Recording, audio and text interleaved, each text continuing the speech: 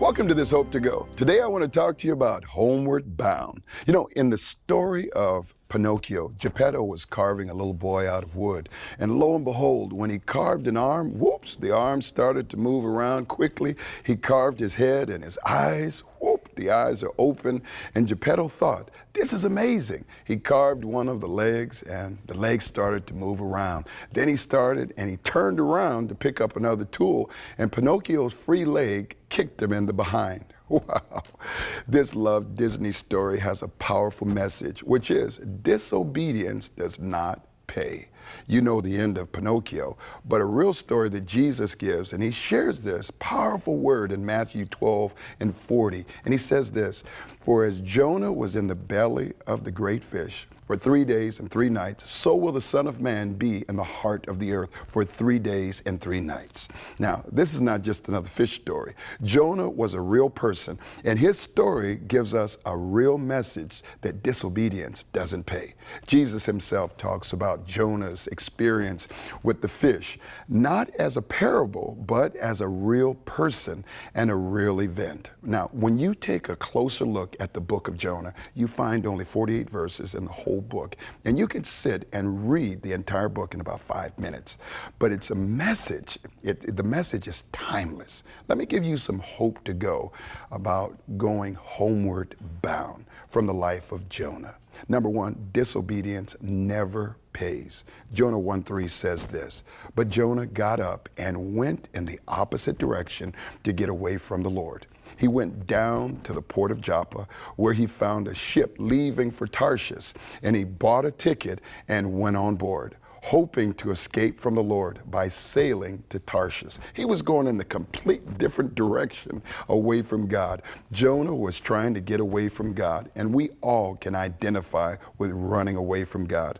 Everyone at some times falls into one of these 3 categories. Number one, you're either about to run away from God. Number 2, you are running away from God currently. Or number 3, you just came from running away from God, but now you are with the Lord. Praise Jesus.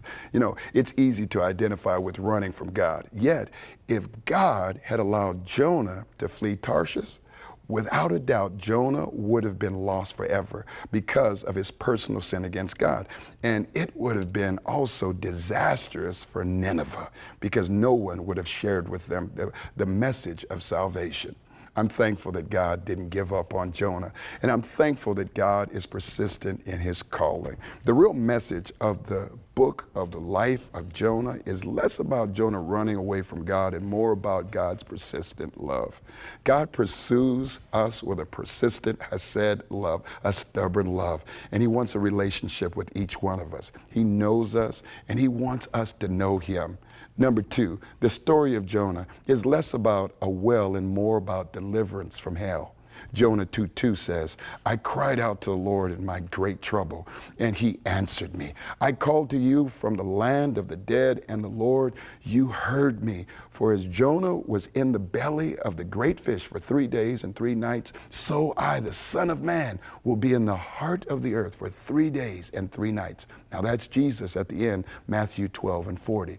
Now those 3 days and 3 nights in the belly of hell, those 3 days and 3 nights in the heart of the earth, Jesus is foretelling that he will be in the heart of the earth to restore man from his disobedience to God. Now, Jonah was in the midst of his worst nightmare because of his own disobedience. Jonah felt like he was in the depths of hell.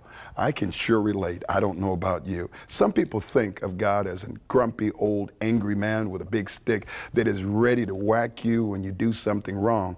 But that is just not the God of the Bible. You will never hear God say, "Go ahead, waste your life and see if I care." We all have free choice, and because of our own free choice, we can find ourselves in a well of a mess. But the story doesn't end there. When we wander away from God, God is still there. Listen to what Jonah says in Jonah 1:7. "When my life was ebbing away, I remembered you, O Lord, and my prayer rose to you, to your holy temple." Here's the most powerful phrase in the whole book of Jonah. Jonah 2:2. "God answered me. You listened to my cry, and my prayer rose to you." Here's this amazing big hope truth. Even when we wander from God, even when we stray from God, God is ready and waiting to answer us with open arms. Now, if you're listening to this, it's not by happenstance or chance. I believe it's because Jesus wants you to invite him into your heart. Now, if your foundation is shaking, look down. It's God getting your attention, because disobedience does not pay off, but God is persistent in his love, and that's your hope to go.